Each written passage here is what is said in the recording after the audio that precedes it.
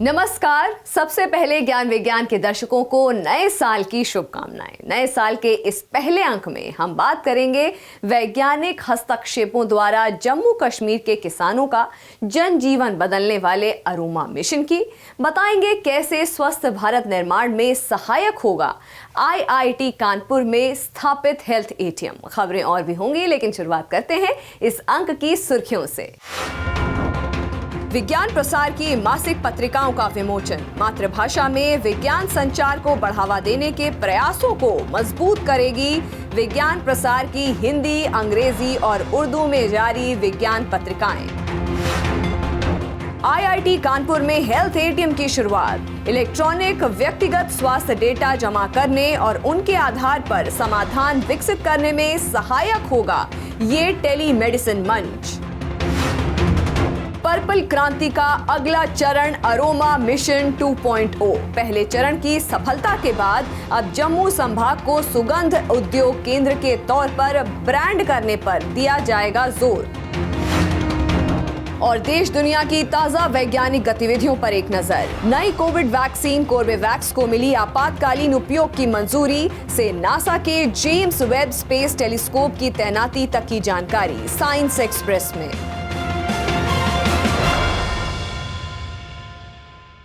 और अब खबरें विस्तार से।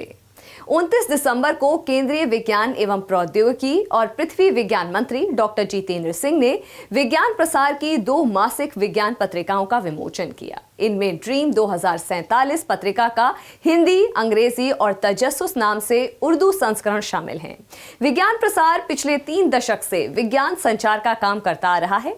इसका विस्तार करते हुए अब क्षेत्रीय और स्थानीय भाषाओं में विज्ञान की जानकारी उपलब्ध कराने का काम किया जा रहा है। ये पत्रिकाएं इसी प्रयास की एक कड़ी हैं। ज्ञान विज्ञान की एक खास रिपोर्ट। 29 दिसंबर को नई दिल्ली में विज्ञान प्रसार की पत्रिकाओं का विमोचन समारोह आयोजित किया गया।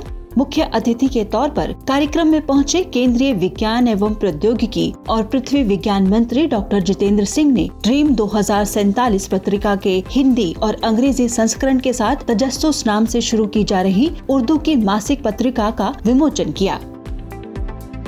इस मौके पर विज्ञान एवं प्रौद्योगिकी विभाग के सचिव डॉक्टर S चंद्रशेखर, CSIR के महानिदेशक डॉक्टर शेखर सी मांडे, विज्ञान प्रसार के निदेशक डॉक्टर नकुल पराशर और केंद्रीय विश्वविद्यालय कश्मीर के कुलपति प्रोफेसर फारूक अहमद शाह मौजूद रहे।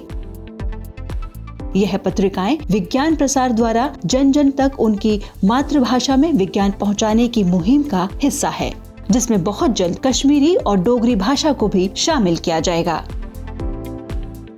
आज ये जो विमोचन हुआ है मंथली मासिक विज्ञान की पत्रिका का, वो हिंदी और उर्दू भाषाओं में, अंग्रेज़ी में तो था ही, इसके अतिरिक्त तो बहुत सी वर्नैकुलर भाषाओं में भी हमारी पत्रिकाएं तैयार हो चुकी हैं। उदाहरण के तौर पर तेलुगु में, मलयालम में, मैथिली में।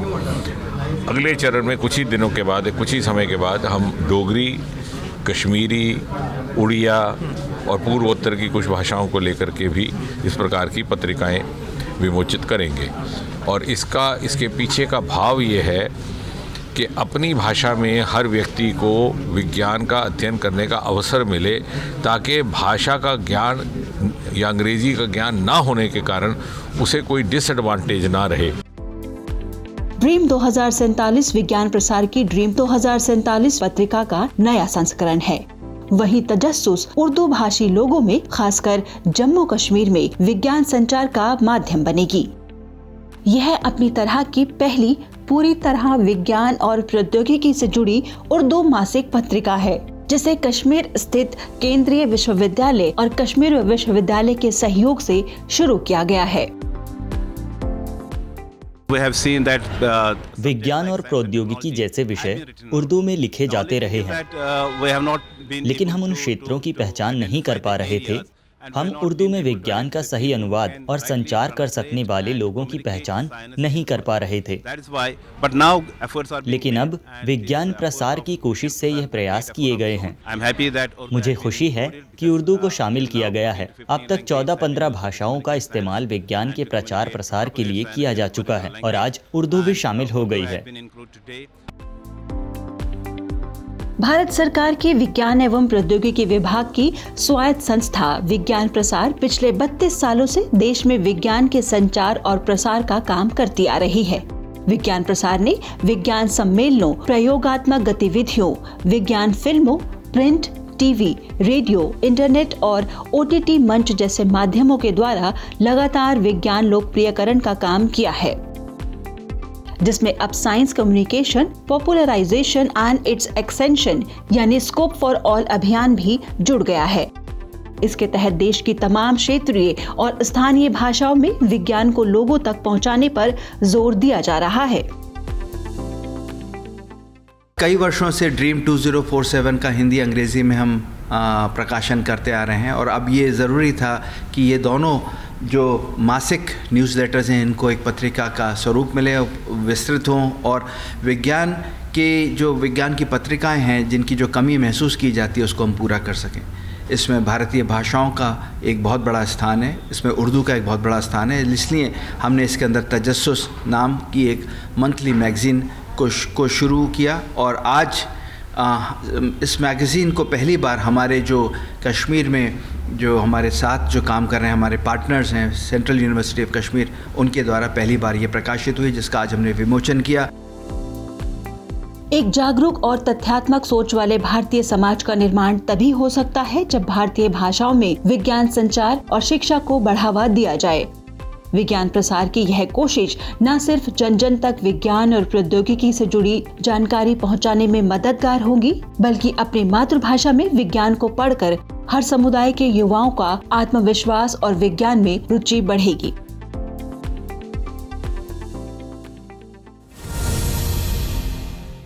IIT कानपुर में संजय गांधी स्नातकोत्तर आयुर्विज्ञान संस्थान के सहयोग से एक हेल्थ ATM की शुरुआत की गई है।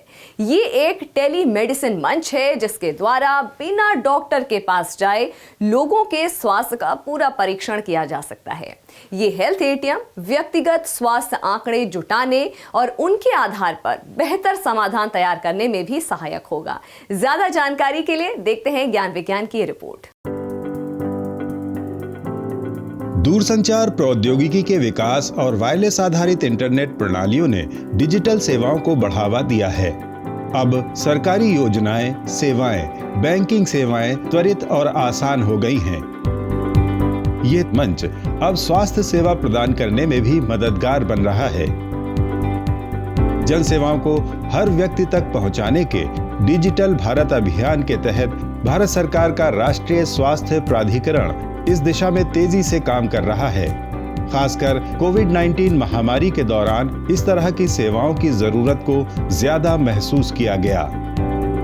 इसी कड़ी में अब भारतीय प्रौद्योगिकी संस्थान कानपुर में भी एक टेलीमेडिसिन प्लेटफॉर्म हेल्थ ATM का शुभारंभ किया गया है।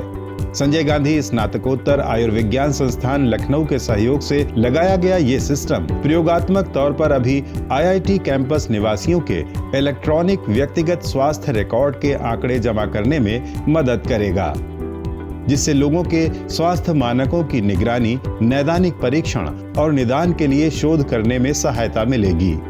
इस शोध के आधार पर ही आम जन के लिए हेल्थ ATM का उपयोग शुरू किया जाएगा।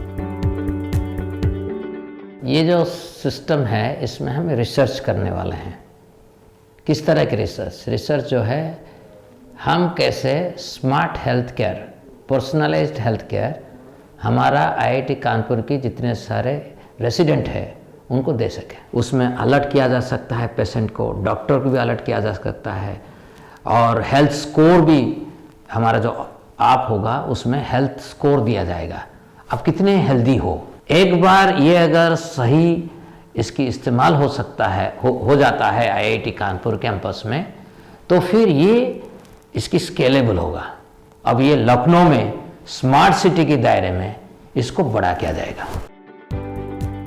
हेल्थ ATM या टेलीमेडिसिन कियोस्क एक एकीकृत computer, biomedical diagnostics, point of care प्रयोगशाला परीक्षण और वीडियो कॉन्फ्रेंसिंग सिस्टम है जो टेली हेल्थ क्लिनिक को डॉक्टरों के साथ दूर से जोड़ने वाले इंटरनेट आधारित नेटवर्क से जुड़ा है। इस सेंटर पर आकर कोई भी व्यक्ति अपने स्वास्थ्य पैरामीटर दे सकता है जिससे तैयार होने वाले इलेक्ट्रॉनिक व्यक्तिगत स्वास्थ्य रिकॉर्ड के आधार पर भविष्य में व्यक्तिगत दवा की पेशकश करने के लिए स्वास्थ्य विश्लेषण के नए रास्ते खुलेंगे।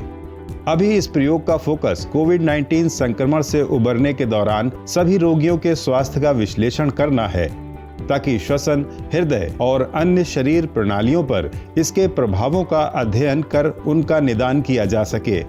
हेल्थ एटीएम भारत की ग्रामीण और दूर दराज इलाकों में रहने वाली आबादी के लिए बेहतर और त्वरित स्वास्थ्य सेवाएं उपलब्ध कराने में काफी कारगर हो सकता है।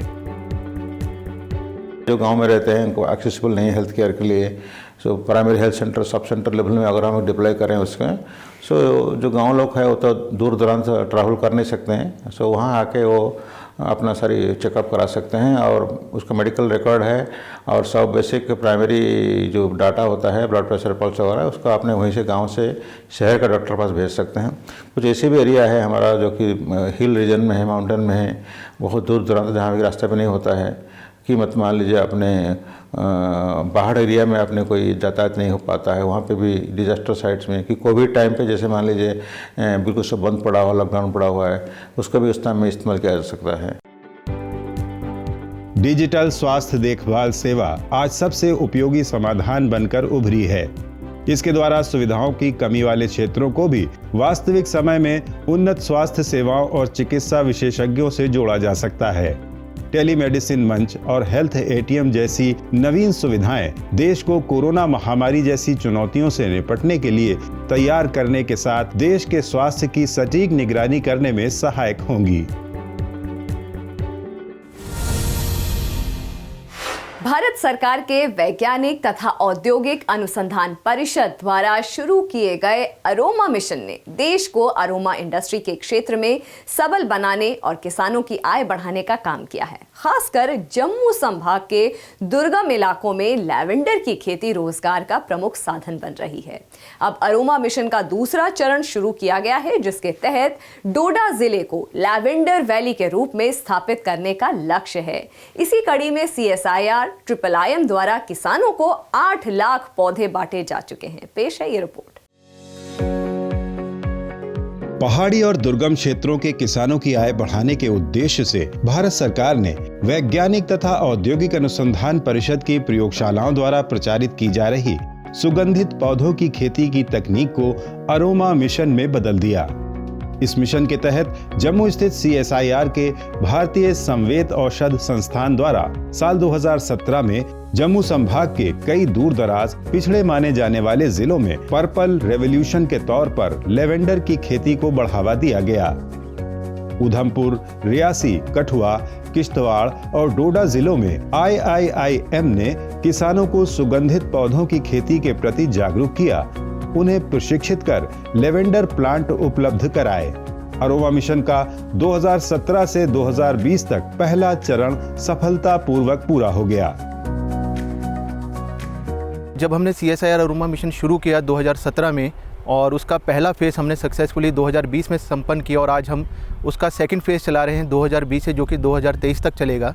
इसमें हमने लेवेंडर को काफ़ी हद तक यहाँ पर इस्टेब्लिश कर दिया है, काफ़ी प्रमोट किया। फार्मर्स को हमने नर्सरी बनाने की ट्रेनिंग दी, साथ साथ में उनको free of cost quality planting material as well as जो भी टेक्नोलॉजिकल नॉलेज है उसको ग्रो करने की और मल्टीप्लाई करने की एज वेल एज प्रोडक्ट बनाने की, वो हम उनको दे रहे हैं। इसके साथ साथ यहाँ पर बहुत सारे ऐसे फार्मर हैं जिन्होंने लेवेंडर को ग्रो किया और बहुत सक्सेस पाई, जिसकी वजह से आज ये क्षेत्र पर्पल रेवोल्यूशन में भदरवा में लेवेंडर के नाम से काफ़ी विख्यात हो चुका है। और इसी सक्सेस को देखते हुए अभी हमारी सेकंड फेज़ में कोशिश है कि इसको हम और नेक्स्ट लेवल पे ले जाएं। पिछले 4 साल में जम्मू संभाग खासकर डोडा के भदरवा क्षेत्र में इस मिशन को जबरदस्त कामयाबी मिली। लेवेंडर की खेती में कम लागत और ज्यादा मुनाफा देख किसान तेजी से इस मिशन से जुड़े हैं।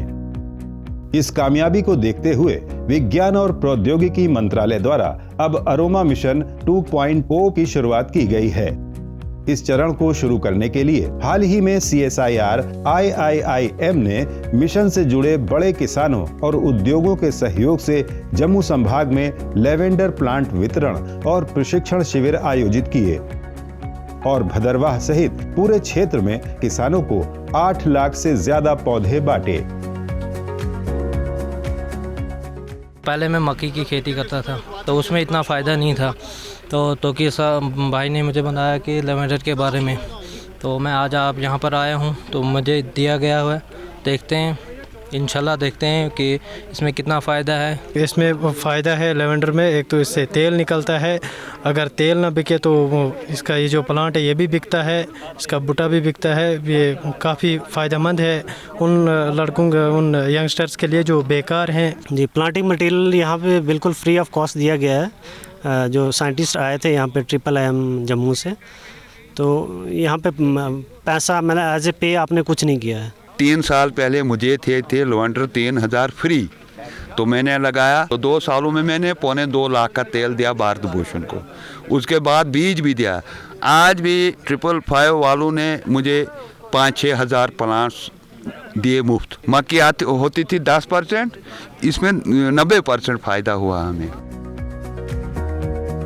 लेवेंडर यूरोपियन प्रजाति का झाड़ी नुमा पौधा है, जिसे एक बार बोने पर 12 से 13 साल तक उत्पादन लिया जा सकता है। खासकर डोडा जिला इस किस्म के लिए सबसे बेहतर जगह साबित हो रही है। यहाँ की आबोहवा और जमीन लेवेंडर खेती के लिए बिल्कुल उपयुक्त है। ये इन्वायरमेंट इसलिए चुना गया क्योंकि ये जो है यहाँ की सॉइल जो एल्यूवियल सॉइल है और ब्लैक सॉइल है और न्यूट्रिएंट रिच सॉइल है, जो कि काफ़ी सालों से अभी बैरन पड़ी थी। और ये इस लेवेंडर के लिए ये काफ़ी फ़ायदेमंद है। इसमें जो लेवेंडर है आसानी से ग्रो किया जा सकता है, क्योंकि लेवेंडर जो है 13 से 14 साल तक चलने वाली क्रॉप है और उसको अधिक न्यूट्रिएंट की रिक्वायरमेंट होती है। अगर एक ही क्रॉपिंग पैटर्न में हम किसी क्रॉप को ग्रो करते हैं तो उसको न्यूट्रिएंट जो है उसी तरह का चाहिए होता है। तो ये सॉइल जो है बड़ी ही न्यूट्रिएंट रिच है। इसमें लेवेंडर जैसी क्रॉप को हम आसानी से ग्रो कर सकते हैं तथा जो इसकी कल्टीवेशन प्रैक्टिसेस है वो आसानी से इसमें की जा सकती है। भारत सरकार वैज्ञानिक हस्तक्षेपों के माध्यम से सामुदायिक विकास और खासकर छोटे किसानों को मुनाफे की खेती में लाने का प्रयास कर रही है। वैज्ञानिक तथा औद्योगिक अनुसंधान परिषद के अंतर्गत अरोमा मिशन इसी प्रयास की एक सकारात्मक पहल है। जिन क्षेत्रों के किसान पहले पारंपरिक फसलों से 2 वक्त की रोटी भी मुश्किल से कमा पा रहे थे, अब अरोमा मिशन से जुड़कर कई गुना मुनाफा कमा रहे हैं। लेवेंडर की खेती ने इन क्षेत्रों में एक नए उद्यम की नींव डाल दी है। और अब नजर डालते हैं विज्ञान और प्रौद्योगिकी से जुड़ी देश और दुनिया की कुछ और ताजा गतिविधियों पर हमारे खास सेगमेंट साइंस एक्सप्रेस में। ओमिक्रॉन वेरिएंट के बढ़ते मामलों ने एक बार फिर चिंता बढ़ा दी है। इस बीच जैव प्रौद्योगिकी विभाग के कोविड सुरक्षा अभियान द्वारा समर्थित बायोलॉजिकल ई लिमिटेड की वैक्सीन कॉर्बेवैक्स को भारत के औषधि महानियंत्रक द्वारा आपातकालीन उपयोग करने की अनुमति दे दी गई है। वैक्सीन को प्री क्लिनिकल टॉक्सिकोलॉजी अध्ययन के लिए नेशनल बायोफार्मा मिशन के माध्यम से कोविड-19 रिसर्च कंसोर्टियम के अंतर्गत वित्तीय सहायता प्रदान की गई थी। कॉर्बेवैक्स 2 खुराक वाला इंट्रामस्कुलर टीका है, जिसे 2 डिग्री सेल्सियस से 8 डिग्री सेल्सियस पर रखा जा सकता है। इस टीके के पूरे देश में 33 जगहों पर 18 से 80 वर्ष के 3000 से ज्यादा लोगों पर नैदानिक परीक्षण किए जा चुके हैं, जिसमें इस टीके ने सुरक्षित, अच्छी तरह से सहन और अत्यधिक इम्यूनोजेनिक होने का प्रदर्शन किया है। कॉर्बेवैक्स देश में महामारी को समाप्त करने के प्रयासों में तेजी लाएगा। रक्षा अनुसंधान एवं विकास संगठन DRDO ने हाल ही में अपनी अत्यधिक ठंडी मौसम वस्त्र प्रणाली ECWCS का तकनीकी हस्तांतरण किया। 27 दिसंबर को नई दिल्ली में आयोजित कार्यक्रम के दौरान DRDO के डॉक्टर G सतीश रेड्डी ने 5 भारतीय कंपनियों को यह तकनीक सौंपी। ग्लेशियर और हिमालय की चोटियों पर मौजूद रक्षा चौकियों पर तैनाती के दौरान भारतीय सेना को ECWCS प्रणाली की जरूरत पड़ती है। DRDO की प्रयोगशालाओं ने अब ये नई किस्म की 3 स्तरों वाली अत्यधिक ठंडी मौसम वस्त्र प्रणाली डिजाइन की है, जो 15 डिग्री सेल्सियस से लेकर -50 डिग्री सेल्सियस तापमान के बीच थर्मल इंसुलेशन प्रदान करेगी। अभी तक ECWCS वस्त्र प्रणाली अन्य विशेष कपड़ों और पर्वतारोहण उपकरण आदि को आयात किया जाता रहा है। ये प्रणाली भारतीय सेना को ज्यादा कुशल स्वदेशी समाधान उपलब्ध कराएगी। CSIR केंद्रीय यांत्रिक अभियांत्रिकी अनुसंधान संस्थान दुर्गापुर ने हाल ही में अपने vehicle mounted drain cleaning system का प्रदर्शन किया था। अब गुजरात की मनियार एंड कंपनी के साथ यह प्रौद्योगिकी साझा की गई है। अहमदाबाद स्थित मनियार एंड कंपनी यूटिलिटी उपकरण और वाहन निर्माण की अग्रणी कंपनी है। CMERI द्वारा विकसित vehicle mounted drain cleaning system यंत्रीकृत कचरा निष्पादन वाहन है, जिसमें recycled slurry water unit, closed loop feedback system और पोस्ट क्लीनिंग इंस्पेक्शन सिस्टम जैसे 3 मॉड्यूल शामिल हैं। इस वाहन का उपयोग भारत में हाथ से मैला ढोने की प्रथा को पूरी तरह खत्म कर सकता है। साथ ही इससे कम मानव हस्तक्षेप के साथ ज्यादा कुशलता से सीवेज सफाई की जा सकती है। मनियार एंड कंपनी अब बड़े स्तर पर इस वाहन का उत्पादन कर नगर निगमों और नगर पालिकाओं को वाहन उपलब्ध कराएगी। 28 दिसंबर को नासा के जेम्स वेब स्पेस टेलीस्कोप ने अपने पिछले पैलेट को सफलतापूर्वक खोलने का काम शुरू किया और कई चरण में चले तैनाती अभियान में टेलीस्कोप के सनशील्ड को सफलतापूर्वक तैनात कर दिया गया। ये टेलीस्कोप 25 दिसंबर को एरियन रॉकेट के जरिए फ्रेंच गुआना स्थित लॉन्चिंग बेस से लॉन्च किया गया था। अगर सब कुछ योजनाबद्ध तरीके से हुआ तो ये टेलीस्कोप 7 जनवरी के आसपास पूरी तरह तैनात हो जाएगा और 24 जनवरी तक अपने अंतिम गंतव्य तक पहुंच जाएगा। ये टेलीस्कोप हबल टेलीस्कोप की तुलना में लगभग 100 गुना ज्यादा शक्तिशाली यानी दुनिया का सबसे ताकतवर टेलीस्कोप है, जो अंतरिक्ष से धरती पर उड़ रही चिड़िया को भी आसानी से पहचान सकता है। जेम्स वेब स्पेस टेलीस्कोप ब्रह्मांड के रहस्यों को उजागर करने के साथ ही एलियन की मौजूदगी का भी पता लगाएगा।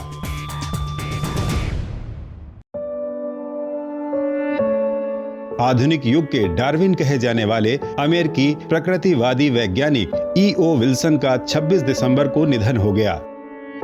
92 वर्ष के डॉक्टर विल्सन को प्राकृतिक इतिहास और उसके संरक्षण के लिए दुनिया के अग्रणी लोगों में माना जाता था। डार्विन का प्राकृतिक उत्तराधिकारी कहे जाने वाले E.O. विल्सन एक कीट विज्ञानी के रूप में काम करते रहे। लंबे समय तक हार्वर्ड विश्वविद्यालय के शोध प्रोफेसर रहे विल्सन को चींटियों और उनके व्यवहार पर किए गए उनके काम के लिए द एंट मैन के रूप में भी जाना जाता था। उन्होंने न केवल कीड़ों का बल्कि पक्षियों, स्तनधारियों और मनुष्यों के सामाजिक संबंधों का अध्ययन करते हुए अपने शोध को व्यापक रूप दिया, बल्कि प्रभावी ढंग और विवादास्पद रूप से समाज शास्त्र के रूप में विज्ञान का एक नया क्षेत्र स्थापित किया। वो सैकड़ों वैज्ञानिक पत्रों और 30 से अधिक पुस्तकों के लेखक थे। आज के हमारे इस अंक में इतना ही। ये कार्यक्रम आपको कैसा लगा, अपने फीडबैक और सुझाव देने के लिए आप हमें ईमेल कर सकते हैं। हमारा ईमेल है indiascience@vigyanprasar.gov.in।